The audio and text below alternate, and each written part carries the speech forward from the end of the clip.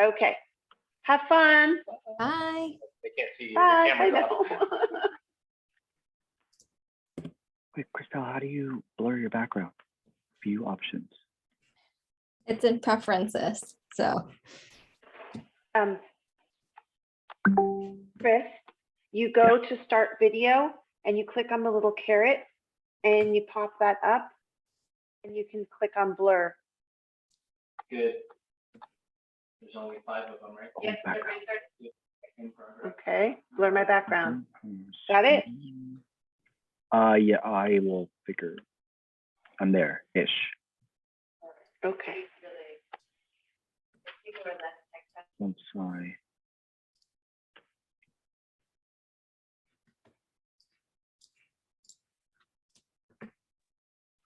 Do you see the all right, little? it looks like Is it just a lot background of and our effects? participants are trickling in. So Yeah. we are going to start sharing the slide deck. It's okay.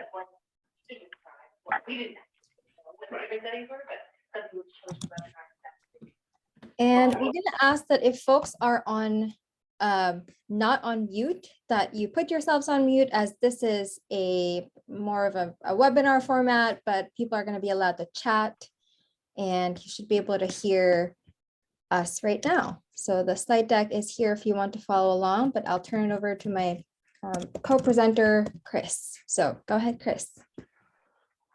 Good afternoon, everyone. My name is Chris Wong. I am the user and success lead for EMPowerSF. And today we're just going to talk about common timekeeping tasks in EMPowerSF. So next slide. This session is for employees new to Empower, or if you just need a refresher on kind of the common timekeeping tasks, this is the session for you. Next. So outcomes. So what we want you to get out of this training is really just a set, clear roles and responsibilities for employees, managers, staff. Also the rationale behind the standard practices that we're using in EMPowerSF. And then ultimately the idea is that everything that we do is predictable, consistent, and that you know and where you can get support when you don't have an answer to something. Next. So what is EMPowerSF? So EMPowerSF is our enterprise solution that we use to automate and connect business processes between departments. So really it just helps us collaborate between departments, so payroll, budget, HR. That's kind of the whole point. The biggest focus we'll be looking into is employee central and workforce time and attendance. So you'll be able to see your employee profile and then how to enter your time worked and time off requests. Next. So what can you do in Empower? So we have, this is kind of broken up into 3 sections, but employee basics, access and permissions, time entry, updating your info, and of course, getting support and being able to ask questions. Next. And then we also have a breakdown for managers and timekeepers. So you'll have like additional responsibilities, timesheet approvals, delegations, reporting.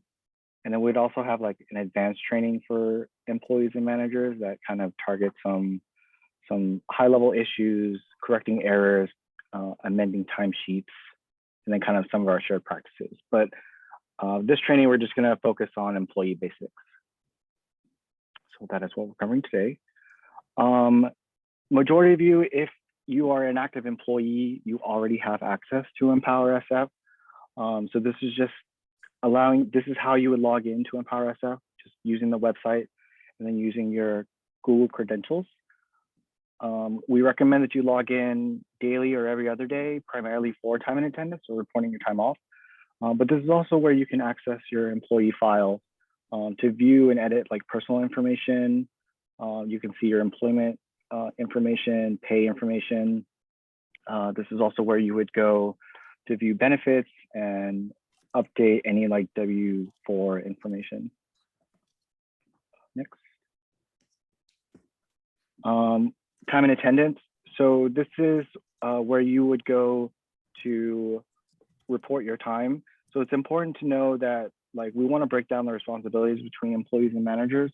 So all employees, this applies to everyone. You are responsible for entering your work time in Empower. You're also responsible for requesting time off, and then also responsible for keeping track of amendments. If you make a mistake on your timesheet, knowing what those errors are and being able to correct them. As managers, you'll be able to approve time off, approve current and amended timesheets, and of course, retroactive entries for time off or other time-sensitive amendments that need to happen.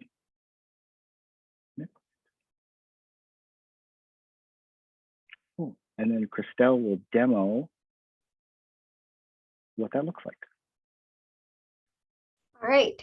Good afternoon, everybody. It looks like folks can now view the screen. Sorry about that sound. And we're going to move into a demonstration of what Chris talked about in terms of timekeeping. So again, this session is more designed towards employees, but we'll do the full cycle of being able to enter time as well as request time off and what that looks like for your manager to be able to review or approve. So you'll notice that I will be logging in through a test environment. So the parts that are in the beginning are not applicable to you. But if you are following along, you will go to empowersf.sfusd.edu, and I will be logging in first as a certificated staff. So that means most of our teachers, our counselors, our nurses who are in an annualized salary and don't have to put work in and out times. So if you are completely new to EMPowerSF, I'll orient you to the parts of workforce time and attendance. First, you have the home page.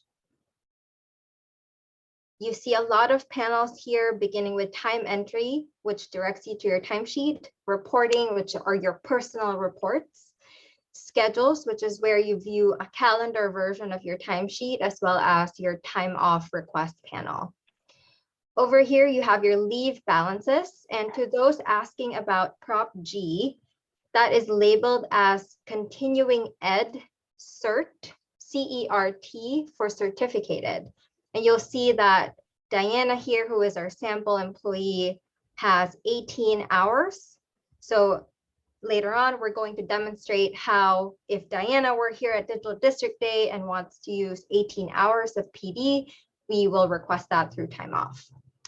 Sick days are also here, as well as any pending requests that you have. This is so important because if you do submit a time off request, before you submit your entire timesheet at the end of the day, you have to see that your time off request has been approved already, which is something that kept happening before when we launched, and we weren't super explicit about the order in which things should be approved. So I'm gonna go ahead and enter time as a certificated staff. You will do that in my timesheet. And if you're having some questions, the chat is available. Chris will be answering them one by one. But if you are focused on the screen, all you need to do is look at what we're doing.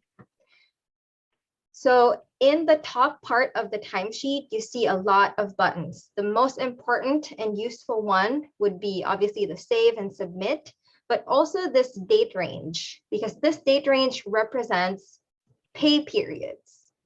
So right now it's defaulted to 6/21/2022 to 7/20. But I can click the calendar and I'm going to zoom out. Oops. I'm going to zoom out and have us go through the date today. So I'm going to click on today because all of those are for summer dates and that date already passed. But if you try to log in today, it will bring you to the date today, which is 8/10. So most of you, if you're certificated, will still say it's break period because it's still not yet the first day. But let's say on Monday, which is the day you report to work, all you need to do is put the pay code work on the date where that corresponds. So show up to work on Monday, 8:15, you put work and you put the number of hours in your contractual day, which is 7 hours. And when you click save, I'm gonna zoom out right now, click save, you have entered your time for the day. Now, how does this get, populated or more complicated, right? 8:16, you can decide to copy an entire day. So I'm clicking the drop down arrow here, click copy. You can copy an entire day and click paste. But you'd have to do that all the way to the very end of this pay period, and the certificated monthly paid staff all end on the 20th of every month.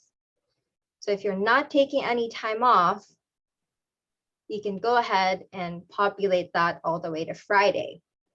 Okay, I'm going to click save. Again, this is the test environment, and I'm not doing anything for Diana's timesheet.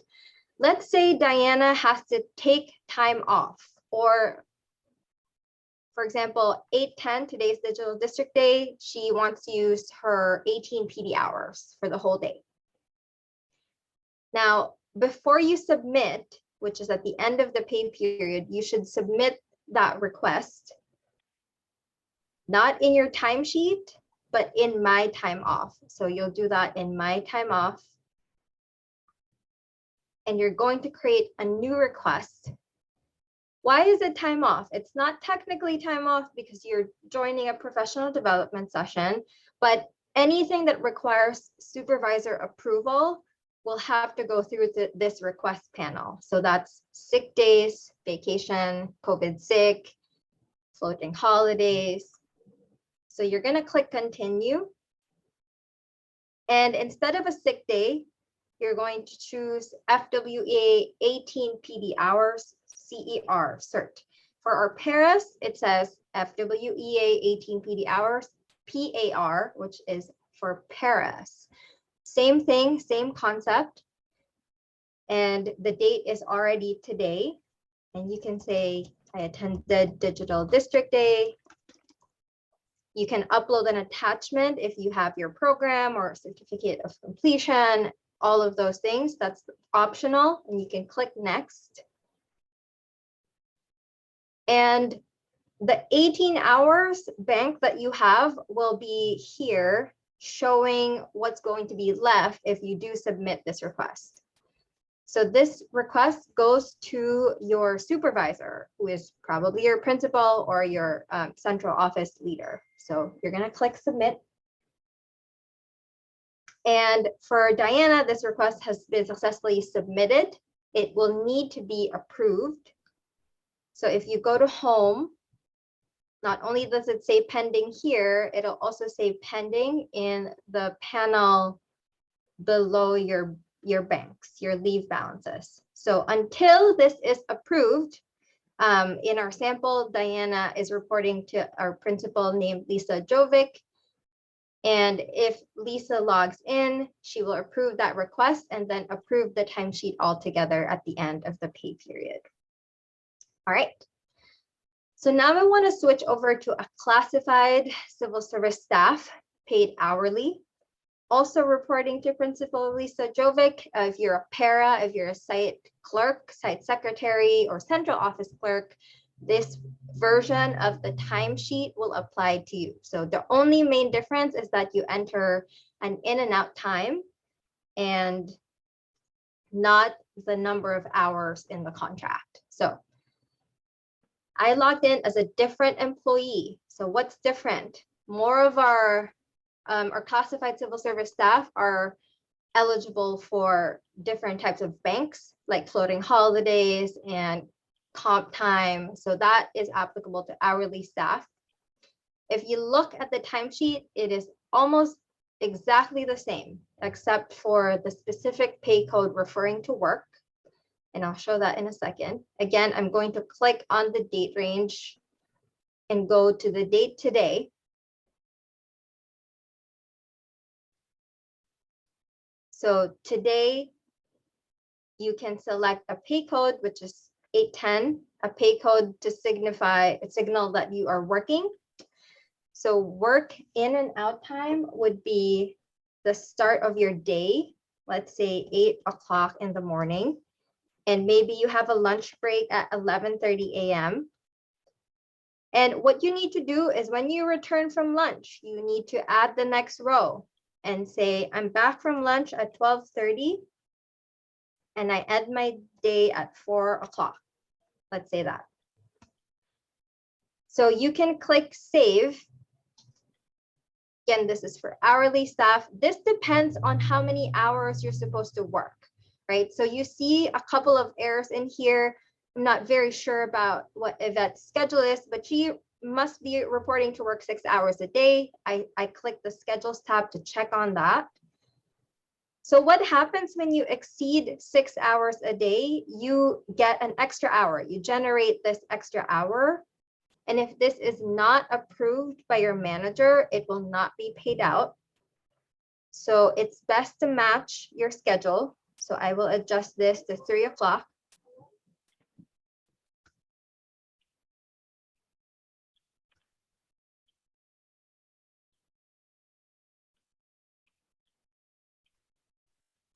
And if I click save, that auto-generated extra hours will disappear. So you don't have to enter extra hours directly in your timesheet. The timesheet generates that on its own whenever you exceed your scheduled hours. Now, same thing as the certificated staff at the end of the pay period, which is 8/16, which is every other Tuesday for biweekly paid staff. You need to click submit and make sure that every time off request that you already submitted is already approved, because that will not show up in your timesheet unless it's approved. Okay, gonna go back to home. Just a quick snippet of requesting time off as well for certificated, for civil service classified staff, which is exactly the same as certificated. You create a request and you click continue on the right-hand side. And let's say this is a vacation request. Let's say it's for the 11th.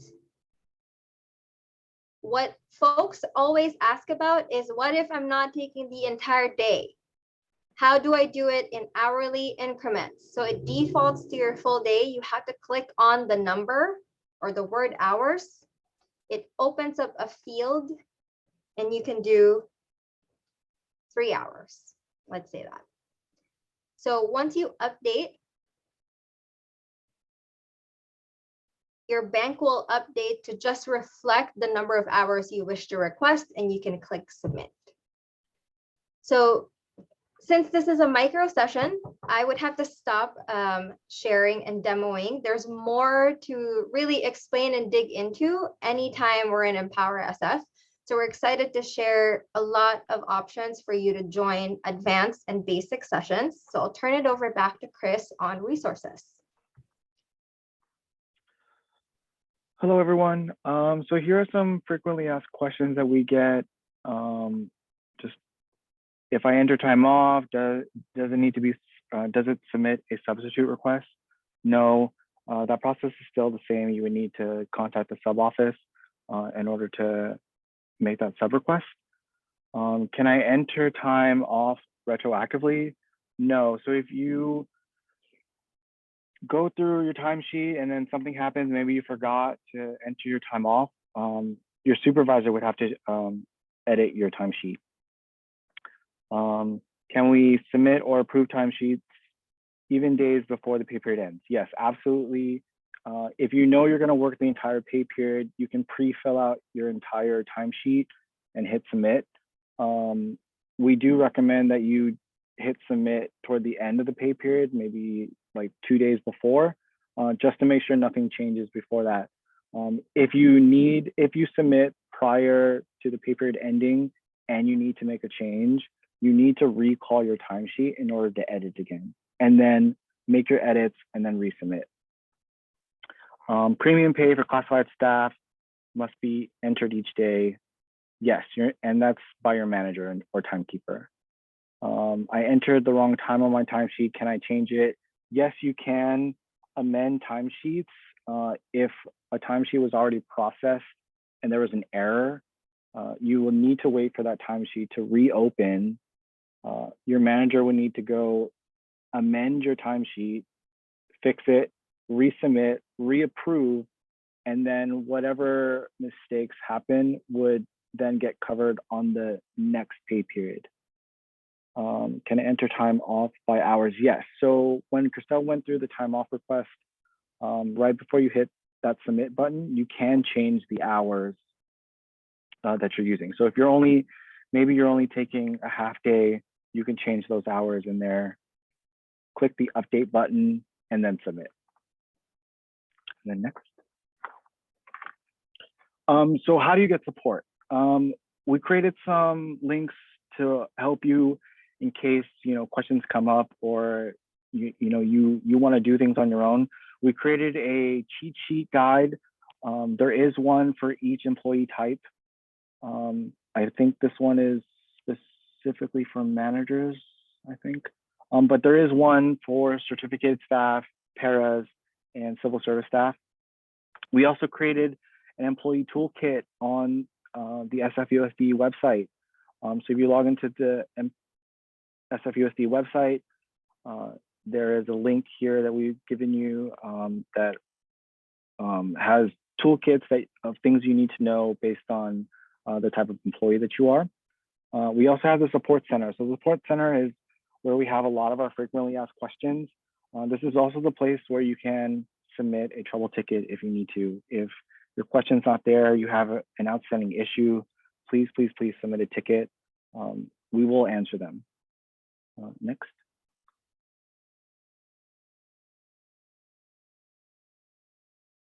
There's also some known issues. Some of you may be in a weird state where it's a system issue, and so you can kind of see here some of the known issues that we have with Empower. Hopefully you don't fall within that category, but this is a place you can see some of those system issues. We're also doing training for Empower, so you can sign up for training. The link is live. We do have training for basics and some advanced training. We also have some in-person clinics that we will host for more additional training on Empower. So please sign up. And I believe that is all.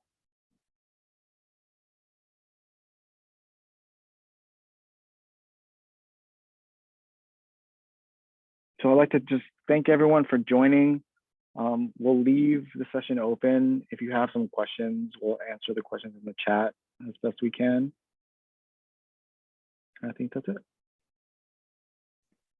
Thank you, everybody, and we hope you have a good rest of Digital District Day. Thank you for choosing this session, and we hope to see you at one of the training sessions, as well as other future institutes. So thank you so much.